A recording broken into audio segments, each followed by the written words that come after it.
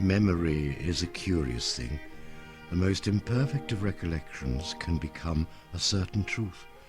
And how often is it that within that recollection we can see ourselves as a visible protagonist? Night and day, time and place, and the sequence of things are reordered into a more satisfying whole. Sailing across the Ligurian Sea, we were to disembark at Genoa, a city as famous for its palaces as for its port. I had been asked to deliver a package for one of the boys on the crew who was unable to leave the ship. He said it was for his uncle. Perhaps foolishly, I agreed. But I presumed it was a souvenir or a present he'd bought when we were in Naples. The sea was in the blood of the Genoese, but I did wonder where all the money came from for the expensive boats in the harbour.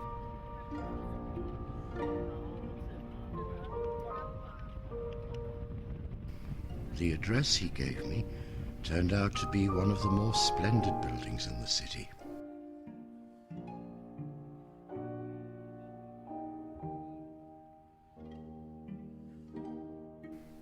An old porter accepted it. There seemed to be no one else there, but my curiosity about the building was left unsatisfied, as I was not allowed to see beyond the door. My request to see the palace was met with a courteous but firm no.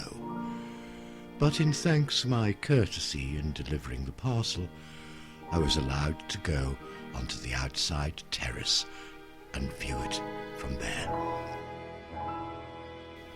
How, I wondered, could any normal person live in such absolute splendour?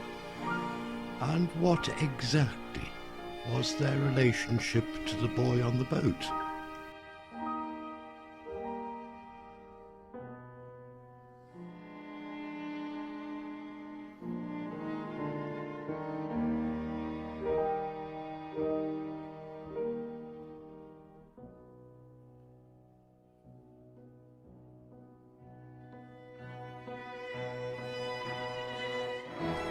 It was a city of bright sunshine, shadowy courtyards, and narrow, dangerous alleyways.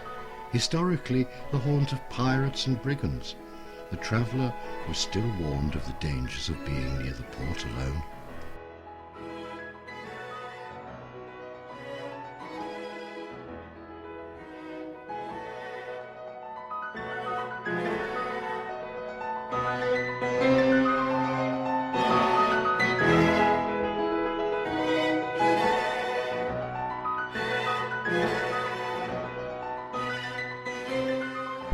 I remembered that as we sailed into the harbour, the ship had been trailed by a customs launch, and I had wondered what they were up to. But the crew seemed unconcerned and ignored our escort. Perhaps any boat coming from Naples was the object of legitimate suspicion.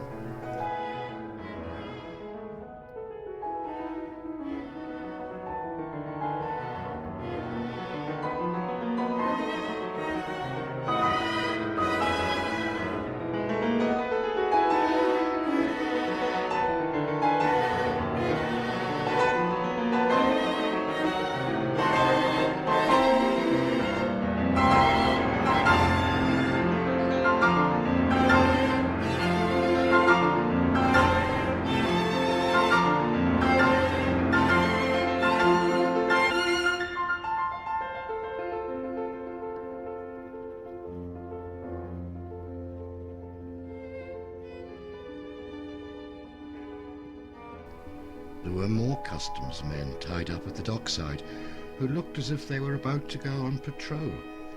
Smuggling was a serious problem here.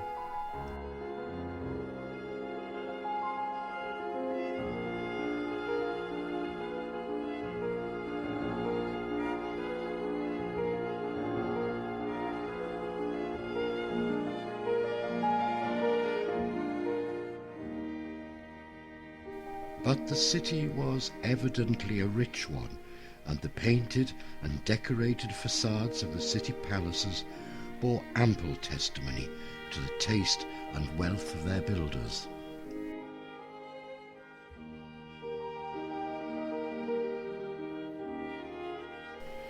It was also a city of young people who were either students or unemployed, and seemed to spend their days being busy doing nothing. But that, I reasoned, was the Italian way.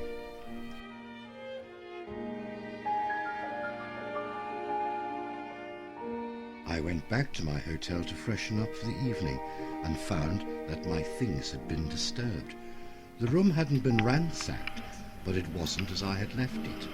Who had been in there, and why? I had nothing of great value in the room, and although there was nothing missing, everything had been gently moved. In the safe, my passport was there, but not where I'd left it. How very peculiar it all was. The painted facades, with their deceptive intentions, began to acquire a new meaning.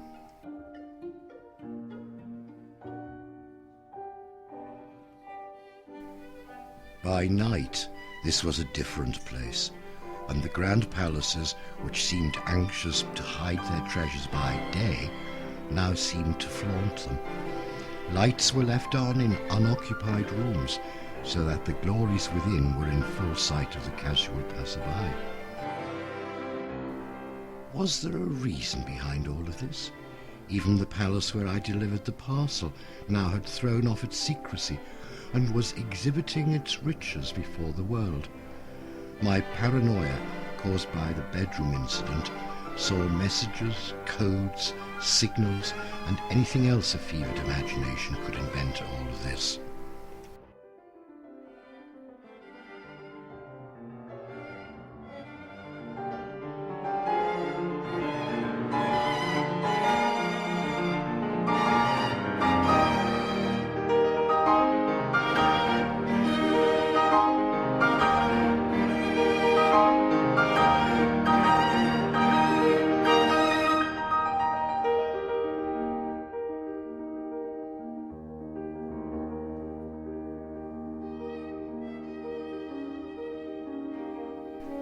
In the morning, my mood had not changed.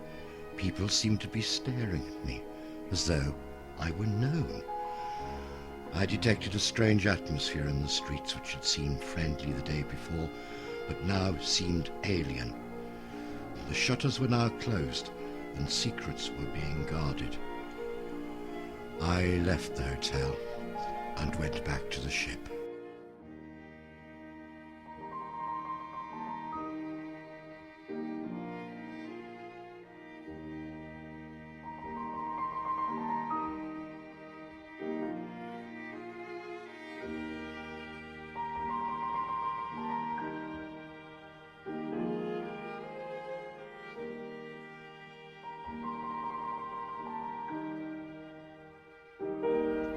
Chugging through the harbour, I reflected on the events.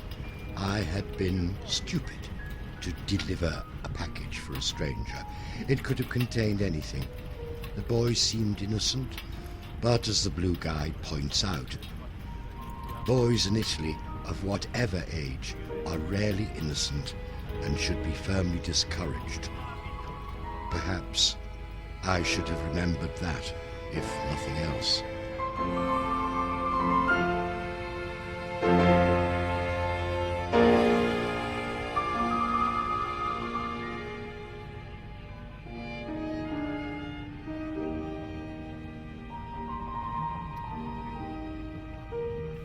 It is strange how one incident can completely change perceptions of a place and alter one's recollections of it.